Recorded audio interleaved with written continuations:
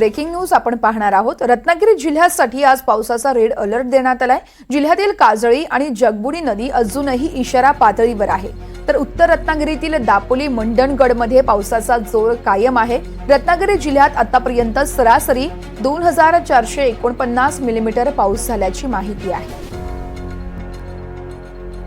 या संदर्भात राकेश गुडेकर आमचे प्रतिनिधी आपल्याला अधिक माहिती देत आहेत। राकेश, रत्नागिरीत आज पावसाचा रेड अलर्ट देण्यात आलाय। सध्याची पावसाची परिस्थिती नेमकी कशी आहे?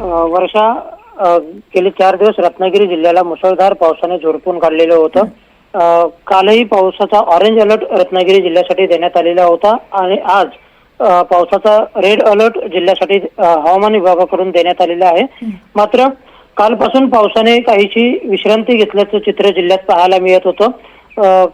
तुरळक सरींचा अपवाद वगळता जिल्ह्यात म्हणावा तसा कालपासून पाऊस पडलेला नाहीये आणि आज जिल्ह्यासाठी रेड अलर्ट देण्यात आलेला आहे। मात्र पावसाने रात्री विश्रांती घेतलेली होती। आजही सकाळपासून पाऊस नाहीये, पण उत्तर रत्नागिरीतील दापोली आणि मंडणगड या तालुक्यांमध्ये मात्र रात्री पावसाचा जोर पाहायला मिळाला। आज सकाळी देखील त्या ठिकाणी पावसाची संततधार सुरू होती, त्यामुळे त्या भागात पाऊस आहे। मात्र दक्षिण रत्नागिरीत पावसाची विश्रांती पाहायला मिळत आहे।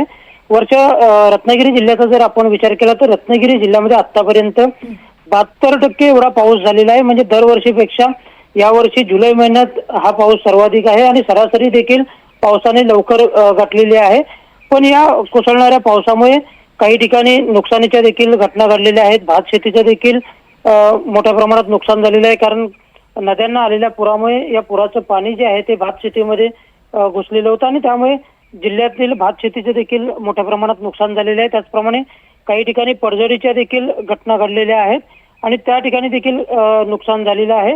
मात्र आज जिल्ह्याला जरी रेड अलर्टचा इशारा देण्यात आला असला तरी सध्या मात्र दक्षिण रत्नागिरीमध्ये पावसाने विश्रांती घेतल्याचं चित्र आहे, तर उत्तर रत्नागिरीतील दापोली आणि मंडणगडमध्ये पावसाचा जोर असल्याचं सध्या पाहायला मिळत आहे। राकेश, खूप खूप धन्यवाद आपण दिलेल्या सविस्तर माहितीसाठी।